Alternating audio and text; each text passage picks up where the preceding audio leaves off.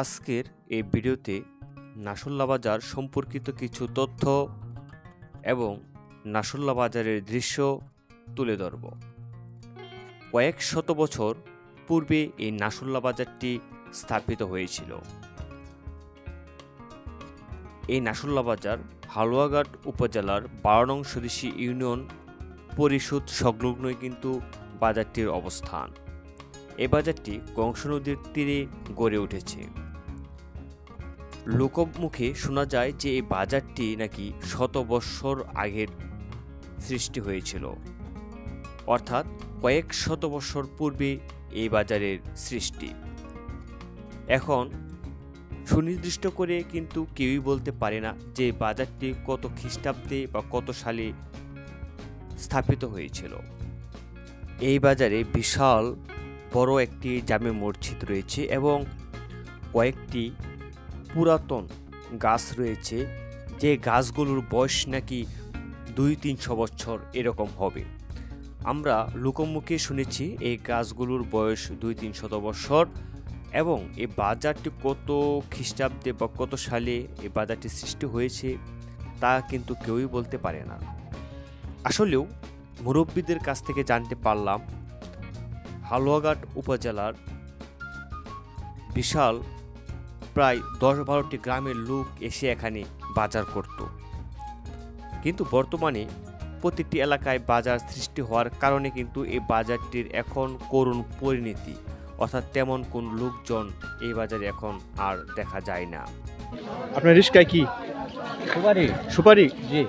এগুলো কি এনতে কিনছেন? জি জি। এখন এগুলো কই নিয়ে যাবেন? এটি যাইব নাগলা বাজার, নাগলা থেকে পরে হালুয়াঘাট। হালুয়াঘাট জি। মানে এদিকে চরের আশেপাশে যে এলাকাগুলো আছে জি ওই জায়গার গাছ থেকে সবাই এগুলো পারা। হ্যাঁ, জি জি জি। সবাই দাম কিরকম? দাম মোটামুটি আছে, বাজার ভালোই আছে। ভালোই আছে। ভালোই আছে। নাম করা বাজার তো এটা, ঐতিহ্যবাহী নাসুল্লার বাজার। ঐতিহ্যবাহী নাসুল্লা বাজার, নাম করা অনেক জি। পুরাতন বাজার। জি, পুরানো বাজার। এই বাজারে বয়স হবে অনুমান কতদিন? এটাও অনেক, এটা মুরব্বীরা করতে পারবে। ওরা আপনারা বলতে পারবেন না। জি না। ধন্যবাদ ভাই। গাছগুলা কত বছরের পুরাতন হবে? গাছগুলো হচ্ছে আপনার, আমি যেটা শুনছি আর কি মুরব্বীদের কাছ থেকে, মানে 150-200 এরকম বয়স। 100-200 বছর। হ্যাঁ। এই বাজারে যে কয়েকটি গাছ রয়েছে সেই গাছগুলোর যে এত বয়স এই গাছগুলো কিন্তু আসলেও সরকারের আওতায়, তাই এই গাছগুলো কিন্তু কেউই সরানোর চেষ্টা করে না বা কাটার চেষ্টা করে না, কারণ এগুলো সম্পূর্ণ সরকারি মালিকানাধীন। আর ভিউয়ার্স, এগুলো পুরাতন গাছ হওয়ার কারণে কিন্তু এগুলো স্মৃতি হিসাবে এখনও রেখে দিয়েছে। এই বাজারে একটি পুরাতন নদীর ঘাট দেখা যায়। এটি মূলত কংস নদীর ঘাট বলা হয়ে থাকে, কিন্তু বর্তমানে এই নদীটির ঘাটটি কিন্তু আসলে তেমন কার্যকরী নয়, কারণ নদীর চর পড়ার কারণে নদীটা অনেক দূর চলে গেছে এবং এই জায়গাগুলো সব চর হয়ে উঁচু হয়ে গেছে, তাই ঘাটটি এখন আর কাজে আসে না। তবে স্মৃতি হিসাবে এখনও রয়ে গেছে সেই পুরাতন ঐতিহ্যবাহী নদীর ঘাটটি। আমি যে ঘাটে দাঁড়িয়ে রইলাম এটা কিন্তু কংস নদীর যে ঘাট, আর এটা কিন্তু নাসুল্লা বাজারে অবস্থিত। এখন এই ঘাটটি আর একদম পরিত্যক্ত, এই ঘাটটি আর কোনো কাজে আসে না, কারণ সামনেটা অনেকটা চর পড়ে গেছে আগের মতো, আর এখন আর এই ঘাটের কোনো ব্যবহারও হয় না। নদীর এই ঘাটের পাশেই কিন্তু একটি বটবৃক্ষ দেখা যায়, অনেক পুরাতন এই বটবৃক্ষ।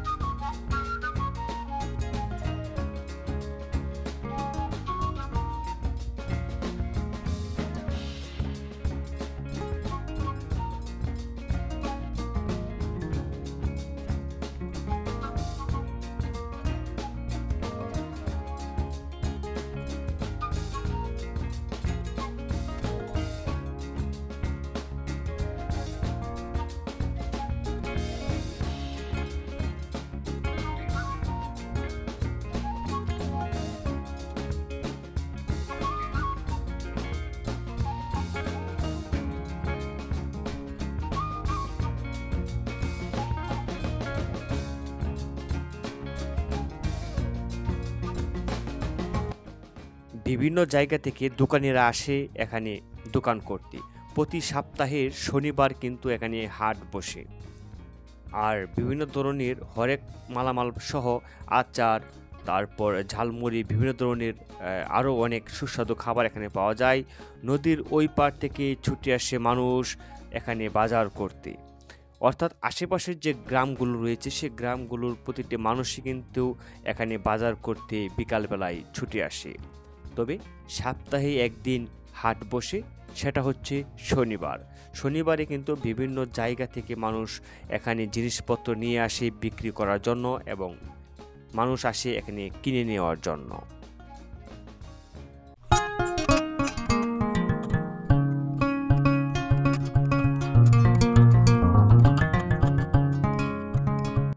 এখানে নদীর তরতাজা মাছ কিন্তু অ্যাভেলেবেল পাওয়া যায়।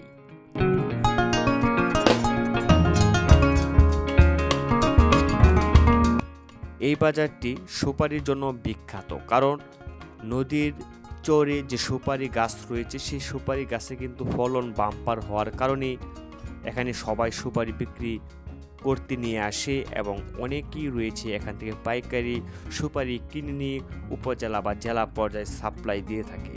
কারণ এখানে কৃষকরা অনেক কৃষিজাত পণ্য উৎপাদন করে থাকে। তাছাড়া শুটকি মাছ, তারপর চেপা, এগুলো কিন্তু অ্যাভেলেবেল পাওয়া যায়, কারণ নদীর মাছ, আর তারা নিজেরাই এগুলো শুকিয়ে শুটকি তৈরি করে এবং চেপা তৈরি করে। আর এখানে কিন্তু দামি এবং মানে উভয়টাই ভালো। বিভিন্ন জায়গা থেকে মানুষ আসে এখানে বাজার করে নেওয়ার জন্য, কারণ এখানে তরতাজা সকল কিছু পাওয়া যায়।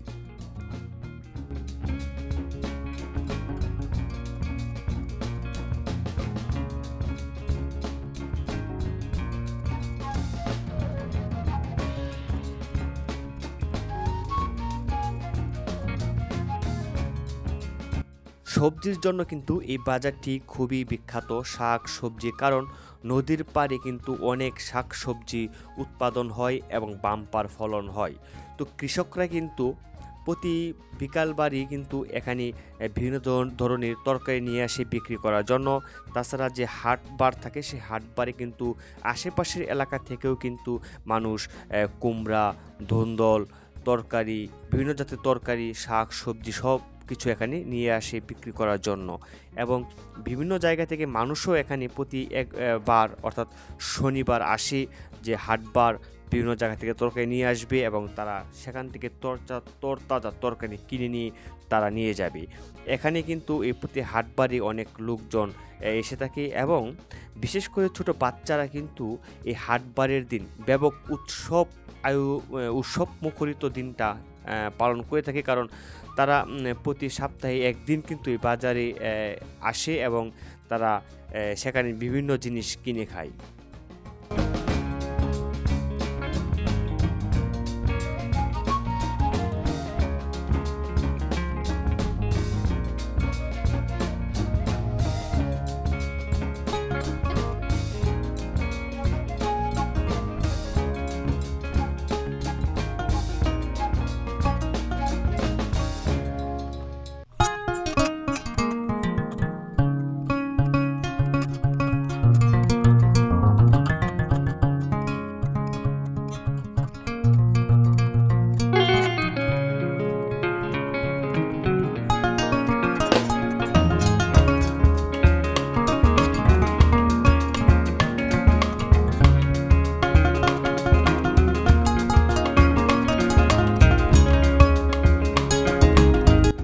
ভিউয়ার্স, এই ছিল আজকের মতো ভিডিওটি ভালো লাগলে অবশ্যই লাইক, কমেন্ট, শেয়ার করবেন।